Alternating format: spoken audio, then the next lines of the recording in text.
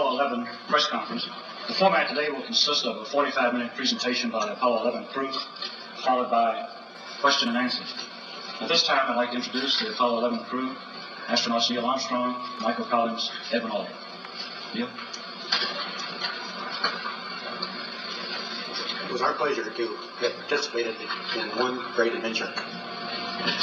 It's an adventure that took place not just in the month of July, but rather one that took place in the last decade.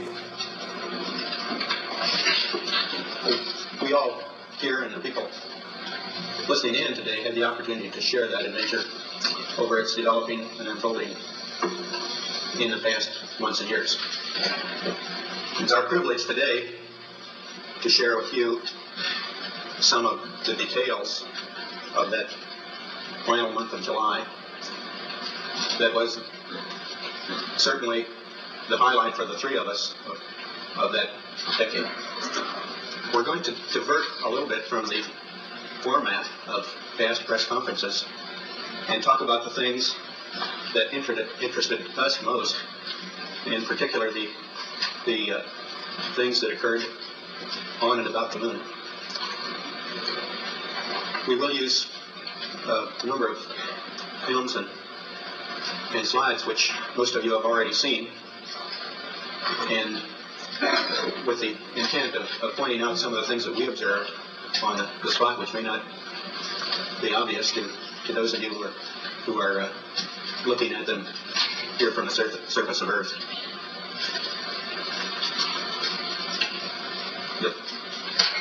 The slide, as you know, started promptly, and I think that was characteristic of all the events of the flight.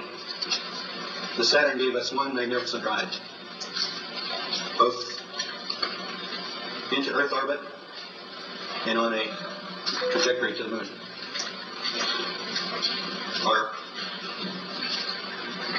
Our memory of that actually differs little from the reports that you have all heard from those previous Saturn V flights, and the previous flights served us well in preparation for this flight in the boost as well as the subsequent phases.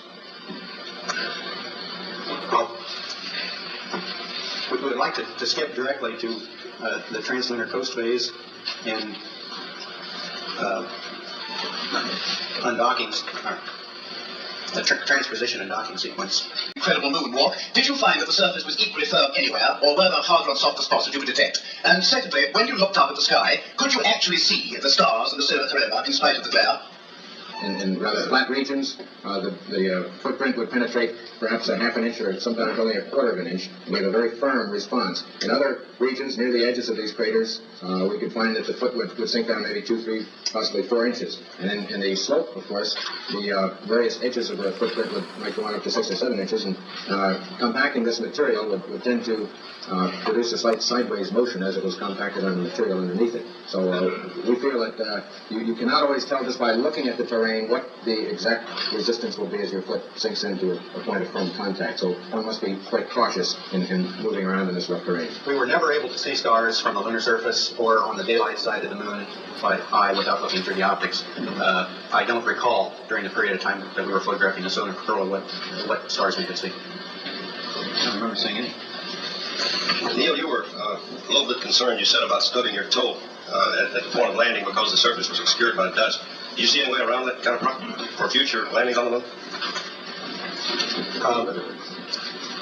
I think the simulations that we have at the present time to enable a pilot understanding the problems of a lunar landing, that is a simulator and various lunar landing training facilities and trainers that we have, will do that job sufficiently well.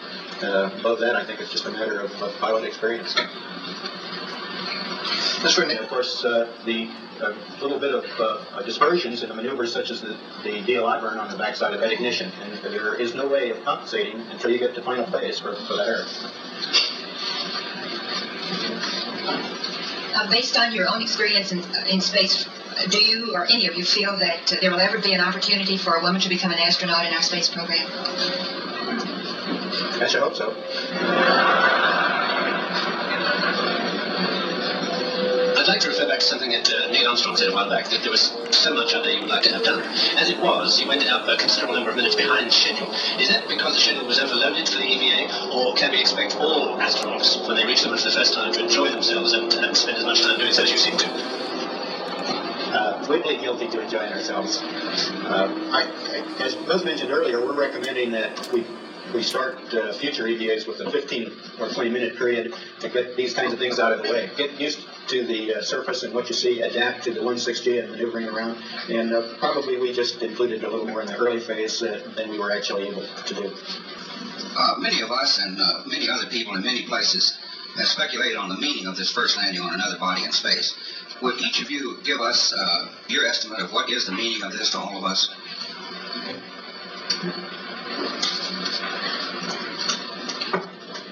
Try that.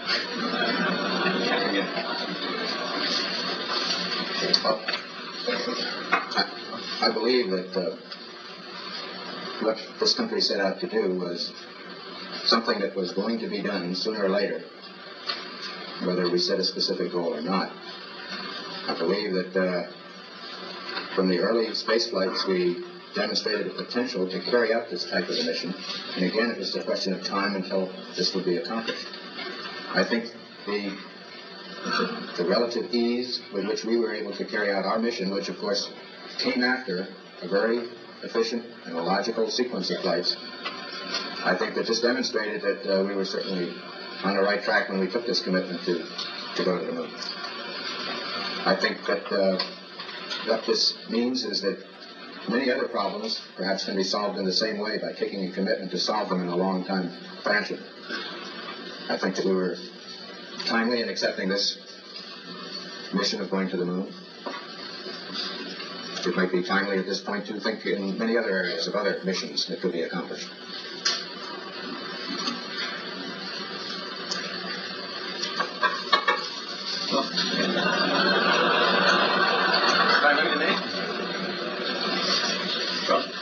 To me, there are near and far-term aspects to it. On the near term, I think it's a technical triumph for this country to have said what it was going to do a number of years ago, and then by golly do it, just like we said we were going to do it. Not just perhaps purely technical, but also a triumph for the nation's overall determination, will, economy, attention to detail, and 1,001 other factors that went into it. That's short term. I think long term, we find for the first time that man has the flexibility or the option of either walking this planet or some other planet, be it the moon or Mars or I don't know where. And I'm fully equipped to evaluate where that may lead us to. I just see it as a beginning, not just this flight, but in this program, which has lived in a very short piece of human history. An instant in history, the entire program. It's a beginning of a new age.